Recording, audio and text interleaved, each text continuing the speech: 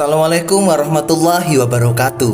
Jumpa lagi dalam penyampaian siar Islamku kali ini, masih di channel Setia Syatimbun NPC pastinya.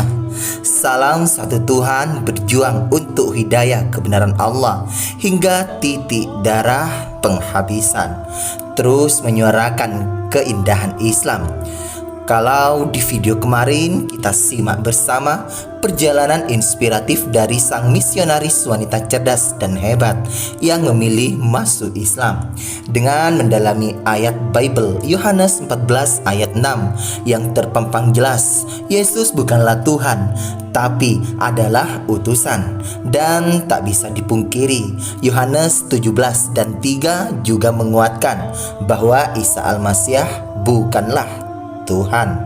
Inilah hidup yang kekal itu, yaitu bahwa mereka mengenal Engkau, satu-satunya Allah yang benar, dan mengenal Yesus Kristus yang telah Engkau utus.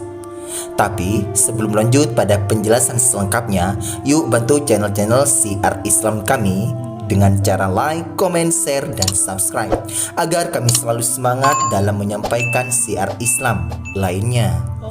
Semoga menjadi ilmu yang barokah dan bermanfaat pastinya. Amin amin ya rabbal alamin. Sobat mukmin, jika hidayah kebenaran Allah terpancar untuk kita, tak hanya damai dan tentram, iman dan Islam pun kita rasakan, seolah kebenaran Tuhan pun terus memantau kita. Seperti seorang Kristen Katolik ini misalnya, jika ia kembali pada agamanya yang lalu, pasti menolak dengan tegas, tak dia inginkan kembali. Kalau sudah hati merasakan nikmat yang Islami, jangan harap menoleh ke belakang lagi, karena hidayah ilahi menyertai diri. Berikut penjelasan mantan kafirin jika seseorang mengajaknya murtad dan kembali pada agama lamanya.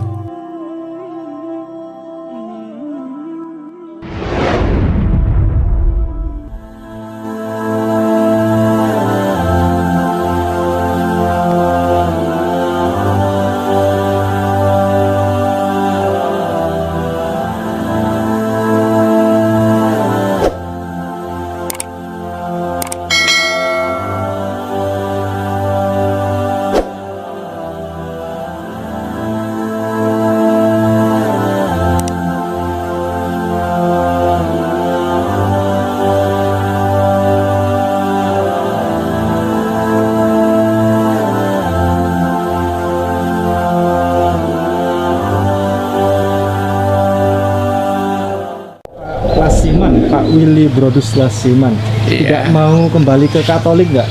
Nah, Katolik itu kan dijamin masuk surga, tidak ada jalan kecuali melalui Yesus. Iya, memang begitu. Dalam Yohanes pasal yang ke-14 ayat ke-6 mengatakan, akulah jalan, kebenaran, dan hidup, tidak sampai kepada Bapa kecuali melalui aku. Maka karena saya taat Yesus dengan ayat tersebut, maka sungguh Yesus telah berpesan kepada murid-muridnya bahwa akulah jalan, kebenaran, dan hidup, tidak sampai kepada Bapa di surga kecuali melalui aku. Aku itu siapa?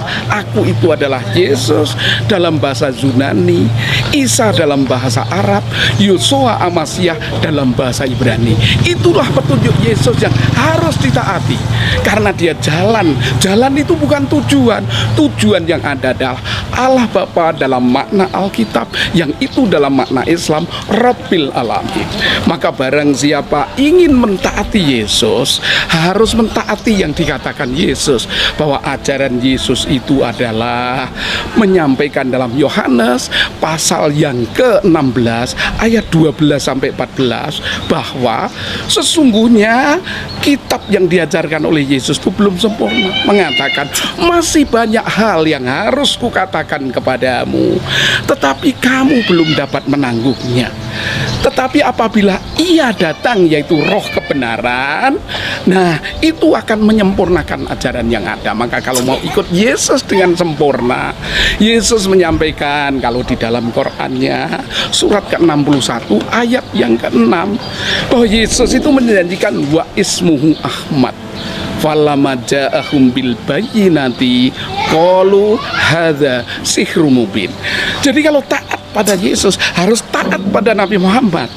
Maka ahli kitab yang taat itu di Al-Maidah ayat yang ke-68 harus menegakkan Taurat, Injil, dan mengakui Al-Quran. Itulah jika ingin menegakkan agama dengan benar.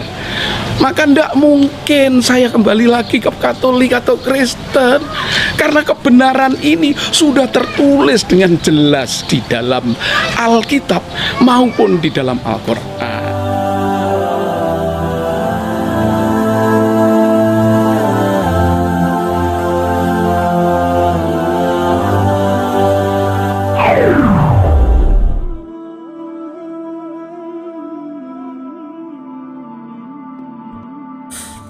Semakin luasnya Islam, hidayah Allah terus bertaburan, memberikan jalan kebenaran, memahami Islam secara transparan dan masuk akal, meningkatkan iman dan Islam, membentuk hidup beraturan dan dijauhkan dari kesesatan. Subhanallah, semoga para mu'alaf dan mu'alafah terus istiqomah dan tetap berpegang teguh pada ajaran Allah Subhanahu wa Ta'ala. Amin, amin ya rabbal alamin. Demikian penyampaian siar Islamku kali ini. Semoga memberi ilmu Islami dan menjadi nasihat motivasi diri bersama dalam menyuarakan ukhuwah Islamiyah. Wassalamualaikum warahmatullahi wabarakatuh.